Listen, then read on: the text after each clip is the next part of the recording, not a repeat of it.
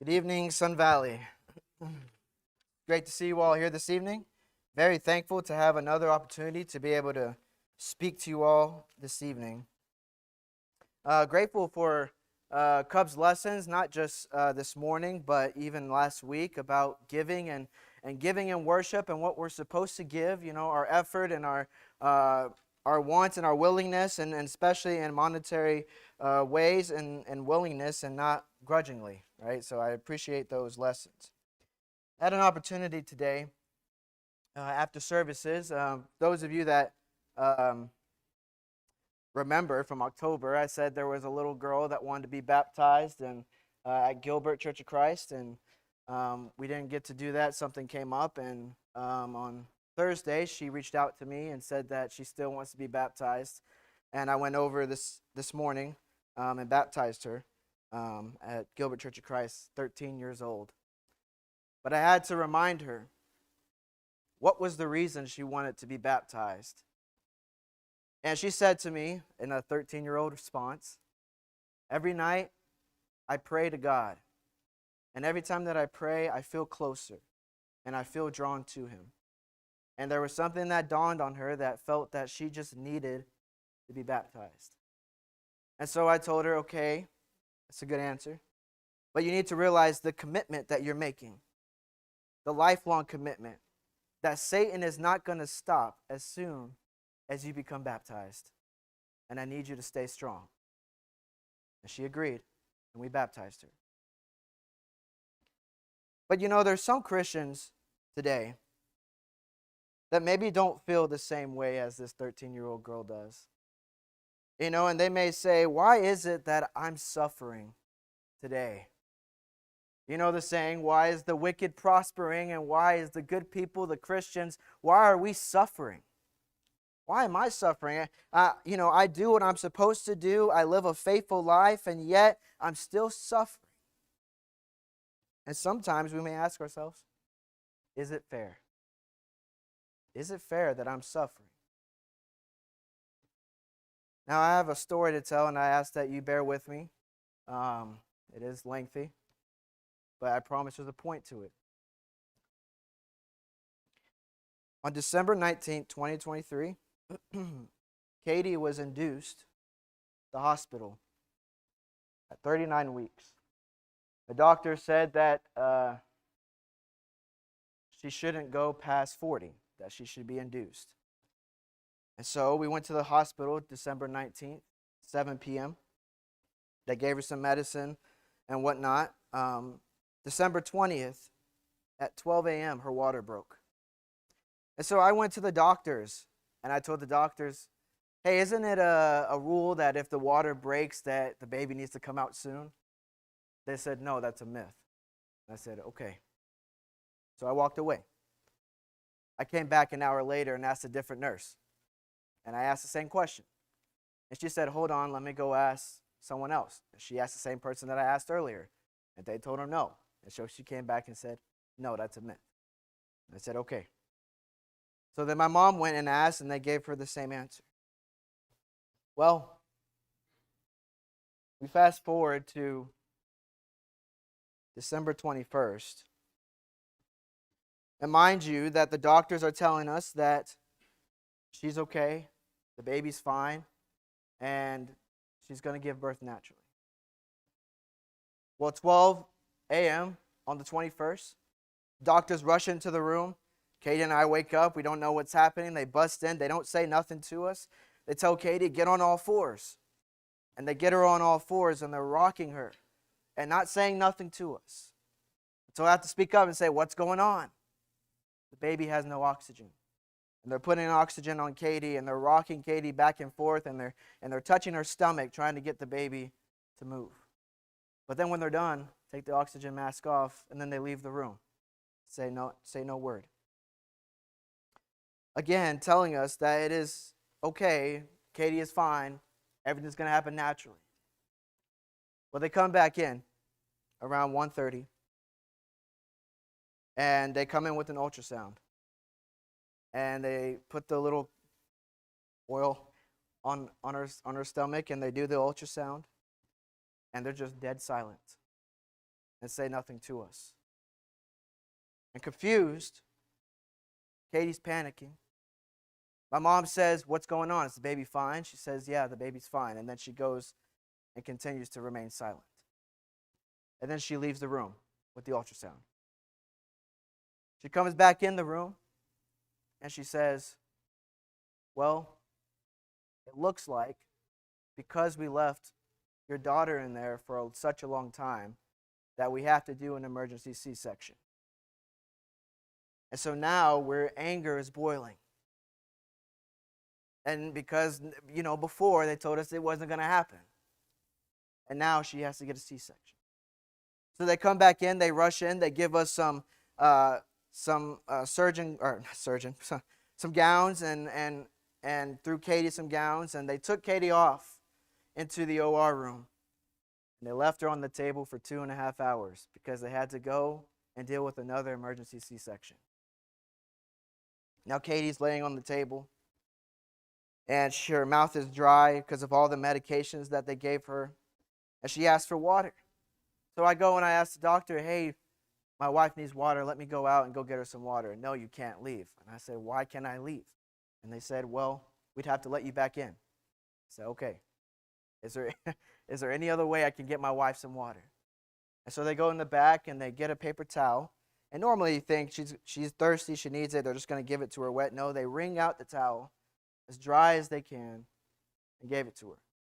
She basically sucked it until it was dry. And in the midst of waiting, the doctors say, "Well, I guess we could have called someone to come work on Katie while we were waiting."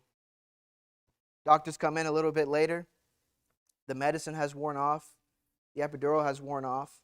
That when the surgeon starts cutting, she feels every cut. And she's screaming and she's in pain. And the surgeon is yelling at Katie. And Katie says, "I'm feeling it. It's painful." And the doctor starts yelling at the person in charge of the medicine. And she puts 6 different medications in Katie. Katie goes knocked out. Still holding my hand, knocked out. Surgeon starts working. Liliana comes. She comes out blue.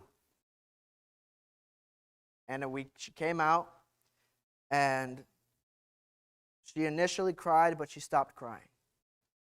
And they brought her over to the table, picking up her arm drops. Picking up her leg drops. Naturally, as the father of my daughter, I say, "What's going on? Is she okay?" Yeah, she's fine. And they go back working on her, put some breathing mask on her so she can breathe. And then they turn to me and they say, "All right, well, you can either stay here with your wife or come with us to the NICU with your daughter." Well, I know my wife would not want me to stay there with her. She didn't trust these nurses already. So I went with the nurses. And mind you, Katie is still being operated on.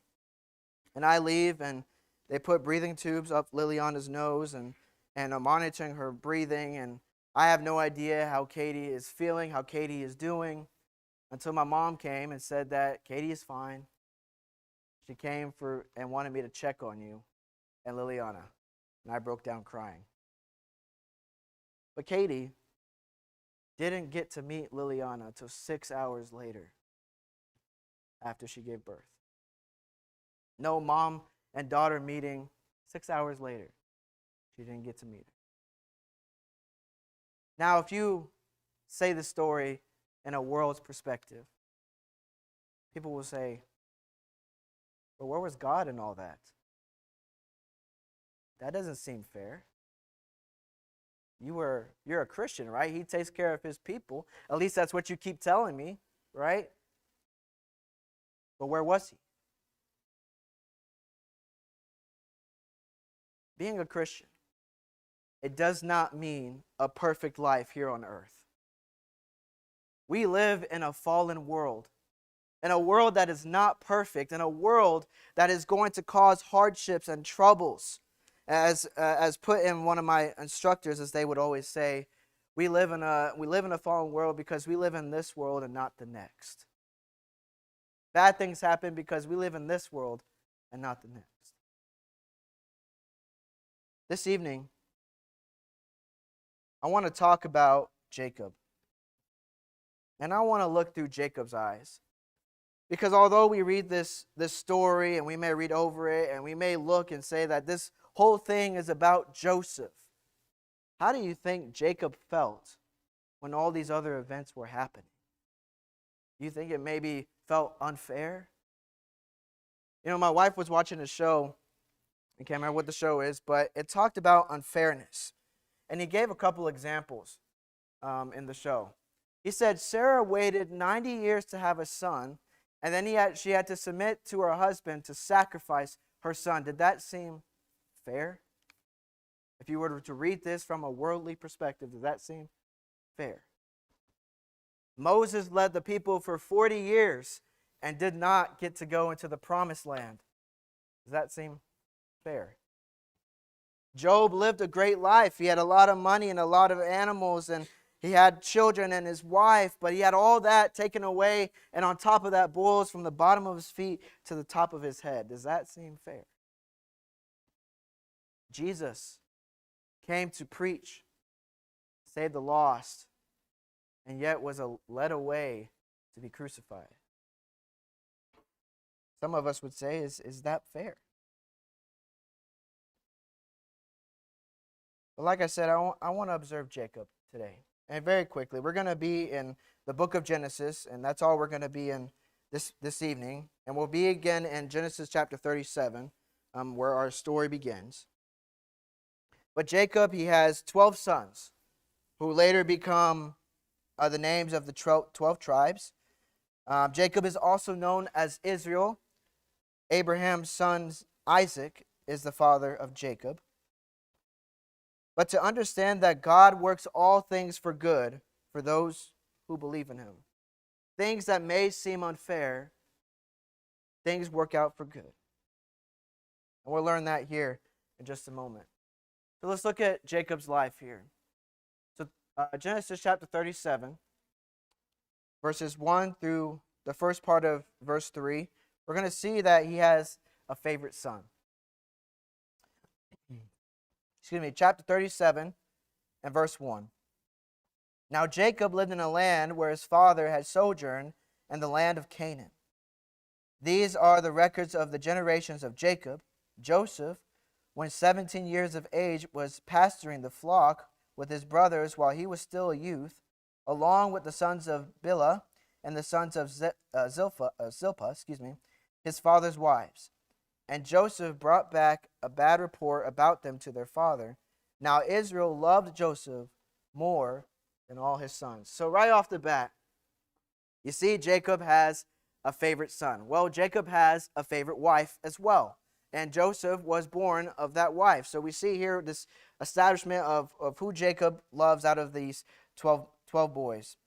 And so in continuing in chapter 37, and starting in verse 3, again, it says, Now Israel loved Joseph more than all his sons, because he was the son of his old age, and he made him a varicolored tunic.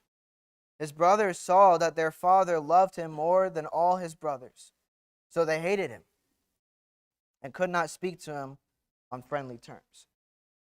So now we see that Jacob has a favorite son, Joseph. He's from the wife that Jacob loved. And he bestows this honor to Joseph, this coat of many colors. Now, as we continue, we know that the brothers get a little jealous. As a matter of fact, they hate him. They hate him because of how much love that Joseph is receiving. So we continue in chapter 37 of the brothers' jealousy. In verse 8 of chapter 37. Then his brothers said to him, Are you actually going to reign over us? Or are you really going to rule over us? So they hated him even more for his dreams and for his words. And when they saw him from a distance and before he came close to them, they plotted against him to put him to death. So this jealousy is growing in the brothers. And Joseph comes and he tells them of this dream that he has, and the brothers are jealous. Are you really going to rule over us? Ooh, I hate him. And all the brothers agree that they're just going to kill him. Before he even comes close, we're going to kill him. But then they come up with another plan. The same chapter, Genesis 37, starting in verse 26. And Judah said to his brothers, what profit is it for us to kill our brother and cover up his blood? Come and let us sell him into the Ishmaelites and not lay our hands on him, for he is our brother, our own flesh. And his brothers listened to him. Then some Midianite traders passed by, so they pulled him up and lifted Joseph out of the pit and sold him to the Ishmaelites for 20 shekels of silver. Thus they brought Joseph into Egypt. So they come up with this plan initially. Let's just kill him. I hate him so much. And one of the brothers say, you know what? He's our flesh. He's our blood. Let's not kill him. Let's just sell him into slavery. That's a better option. And all the other brothers, they agree. Yeah, that's the best option we should do. And so they come up with this plan. Instead of killing him, they're going to sell him to Egypt. But then they're going to come up with this lie. They're going to lie to their father. Genesis chapter 37, and starting in verse 31. So they took Joseph's tunic, slaughtered a male goat, and dipped the tunic in blood, and sent the varicolored tunic and brought it to their father and said, we found this. Please examine it to see whether it is your son's tunic or not. Then he examined it and said, it is my son's tunic. A wild beast has devoured him. Joseph has surely been torn to pieces. So Jacob tore his clothes and put sackcloth on his loins and mourned for his son many days. Then all his sons and all his daughters arose to comfort him, but he refused to be comforted and said, surely I will go down to Sheol in the morning for my son. So his father wept for him. And meanwhile, the Midianites sold him into Egypt to Potiphar, Pharaoh's officer, the captain of the bodyguard. They hated him so much, they wanted him gone. They didn't want to kill him, though. Selling him to slavery, to Egypt, was a better plan. But now you have to explain, where did Joseph go? Well, let's dip his coat in blood, and let's show our father. And let's tell him that he's been devoured by an animal. And now Jacob thinks that his son is gone. Imagine the pain that Jacob is feeling. His favorite son, the son that he bestowed these many multicolored cloak on. The one he loved because he came from Rachel. The one he loved dearly. And now the brothers, because of hate, because of emotion, because of anger, get rid of him and lie to the father. But even better, they try to comfort him in his distress. Say, hey, it's okay. We're here for you. And Jacob didn't even want to be bothered. Have you ever been in so much pain and so much hurt that partly it may seem unfair? Why am I going through this? Why did my son die? Why is my son gone? What did I do? We start blaming ourselves and we start blaming God for those actions. Jacob is in mourning. But then we notice that Benjamin is born. Going back a couple of chapters to chapter 35, Genesis 35, and starting in verse 16. It says, then they journeyed from Bethel, and when there was still some distance to go to Ephrath, Rachel began to give birth, and she suffered severe labor. And when she was in severe labor, the midwife said to her, do not fear, for now you have another son. And it came about as her soul was departing, for she died, that she named him Benoni, but his father called him Benjamin. Benoni, it means in the Hebrew that the son of my sorrow. Benjamin is born, and he's the last son of Rachel. Rachel has Joseph, and Rachel has Benjamin. Jacob has two sons from the woman that he loved. But now one of the sons is gone, and all he has is Benjamin. Benjamin is left. Benjamin is left that reminds him of his beautiful wife, Rachel.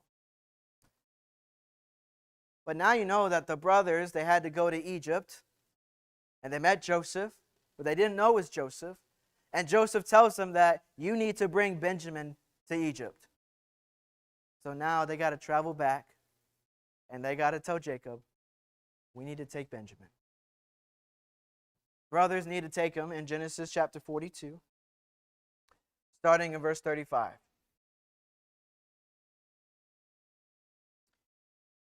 Now it came about as they were emptying their sacks, that behold, every man's bundle of money was in his sack. And when they and their father saw that their bundles of money, they were dismayed. Their father Jacob said to them, you have bereaved me of my children. Joseph is no more, Simeon is no more, and you would take Benjamin. All these things are against me. Then Reuben spoke to his father, saying, you may put my two sons to death, if I do not bring them back to you. Put him in my care, and I will return him to you. But Jacob said, my son shall not go down with you, for his brother is dead, and he alone is left. If harm should befall him on this journey you are taking, then you will bring my gray hair down to Sheol in sorrow. So all these brothers, Simeon is left. He's in prison. They had to leave a brother behind. And Joseph is allegedly dead. And now the brothers come back and say, we need to take Benjamin. And Jacob says, no way. You're not taking Benjamin. Joseph is already dead. Simeon is gone. What's going to happen to Benjamin if I let him go with you? It's not fair. I'm not letting that happen, because if I let that happen, I will be in sorrow. But Benjamin goes. And when Benjamin goes, Joseph then reveals himself in chapter 45. Starting in verse 4. Then Joseph said to his brothers, please come closer to me. And they came closer. And he said, I am your brother Joseph, whom you sold into Egypt. Now do not be grieved or angry with yourselves because you sold me here, for God sent me before you to preserve life. Going down to verse 8. Now therefore, it was not you who sent me here, but God. And he has made me a father to Pharaoh and the Lord of all his household and ruler over all the land of Egypt. And they told him, saying, Joseph is still alive. And indeed he is ruler of all the land of Egypt. But he was stunned, for he did not believe them. And when they told him all the words of Joseph that he had spoken to them, and when he saw the wagons and Joseph's had sent to carry him, the spirit of their father Jacob revived. And then Israel said, it is enough. My son Joseph is still alive. I will go and see him before I die. Now we're starting to see the circle come back. Joseph was initially with Jacob, and the brothers were angry and they were upset and they needed to get rid of Joseph. So they sold him into slavery and they sold him to Egypt, and they lied to the father. And now they had to go and say that we need Benjamin now. But now it's saying Joseph is alive and well. And Jacob says, I must see him before I die.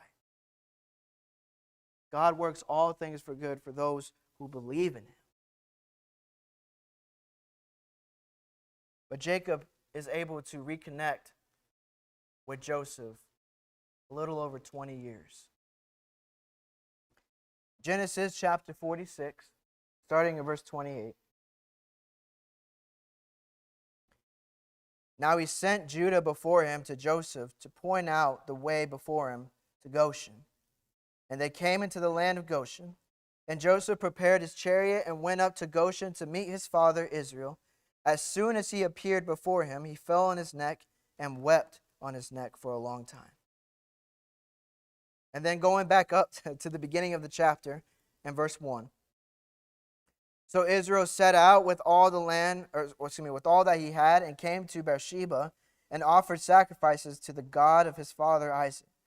And God spoke to Israel in visions of that night and said, Jacob, Jacob. He said, Here I am. He said, I am God, the God of your father. Do not be afraid to go down to Egypt, for I will make you a great nation there. I will go down with you to Egypt, and I will also surely bring you up again, and Joseph will close your eyes. Joseph will be there when you pass. Have you ever had someone that was close to you, a relationship or a friendship, someone you've known for a while and you hadn't seen them in, let's say, 10 years? And you have this reunion, and when you come back to meet together, how do you feel? Excited, ecstatic, maybe crying, because you love that person. And you want to make sure that you just never let go of that person, because that person is your everything and been with you through everything. Jacob here, he's reconnecting with Joseph, his favorite son, after 20 years later.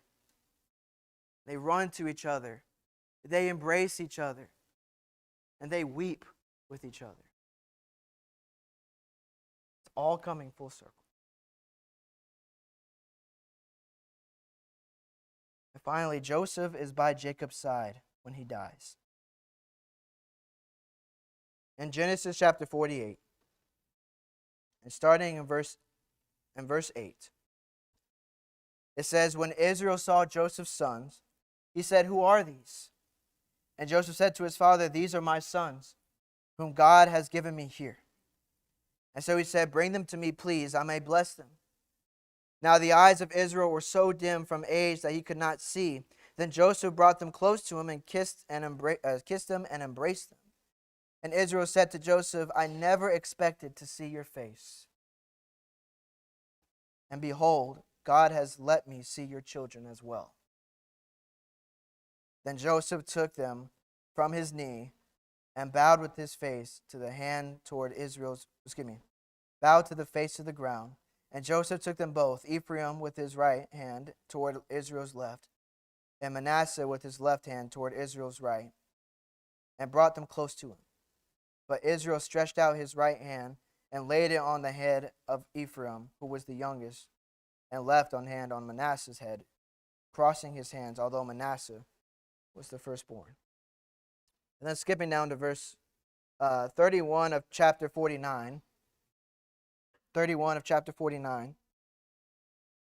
There they buried Abraham and his wife Sarah, and they buried Isaac and his wife Rebekah, and there I buried Leah. The field and the cave that is in it, purchased from the sons of Heth. And when Jacob finished charging his sons, he drew his feet into the bed and breathed his last, and was gathered to his people. This full circle. That Jacob was lied to, that Joseph was dead and that Joseph was gone. And now full circle that Joseph gets to be right next to him when he passes. And not only that, Jacob gets to meet his grandchildren before he passes. In 2 Timothy chapter 3 and verse 12. In fact, all those who want to live a godly life in Christ Jesus will be persecuted. Being a Christian does not mean a perfect life. Jacob didn't have a perfect life. Jacob didn't have a life that some would be jealous over. He had 12 sons who hated one. And all those sons conspired against that one to get rid of him because of favoritism, because of the love that Joseph was receiving. And they sold him to Egypt, and now they had to lie to their father about where Joseph was. And now it comes to full circle that Jacob spent a little over 20 years mourning and sorrow because he thought Joseph was dead. He thought Joseph was gone. What did I do? It may seem unfair. We live in such a fallen world. Bad things are going to happen. Wicked people may seem happier, but they're not. There is no true happiness without God. But in the end, God worked it out for Jacob and Joseph. Joseph and Jacob were able to reunite. Joseph was able to be by his father's side when he died. I was able to have a healthy daughter and a healthy wife when I left that hospital. Romans chapter 8. Romans chapter 8. And starting in verse 38. For I am convinced that neither death, nor life, nor angels, nor principalities, nor things present, nor things to come. Verse 28. And we know that God causes all things to work together for good to those who love God, to those who are called according to his purpose.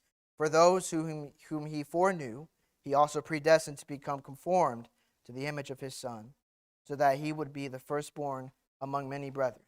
And these whom he predestined, he also called. And these whom he called, he also justified. And these whom he justified, he also glorified. Tonight, I just want to offer an encouragement. That sometimes it may seem unfair to be a Christian.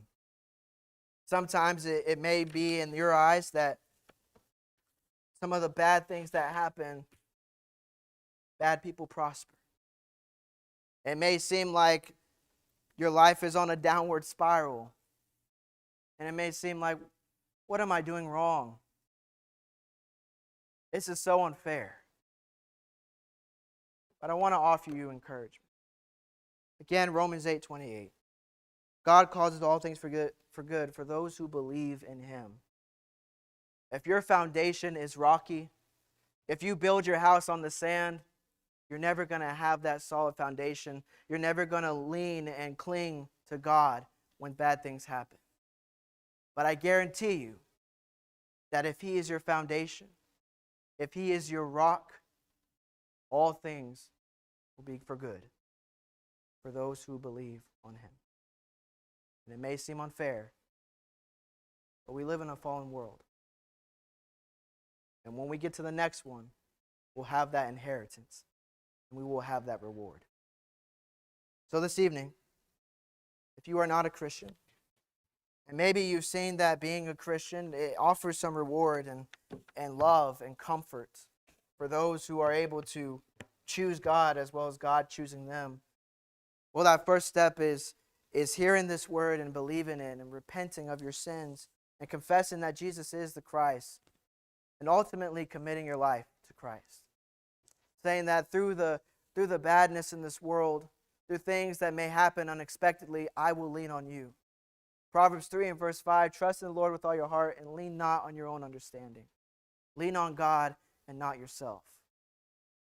But if you are a Christian, and maybe you suffered some things that you can't explain, things that are hurtful, things that may be traumatic, things that may have been unfair, I encourage you to talk to someone today that will give you encouragement, that will give you comfort. And whether you do that publicly or privately, just please let it be known now as we stand and sing.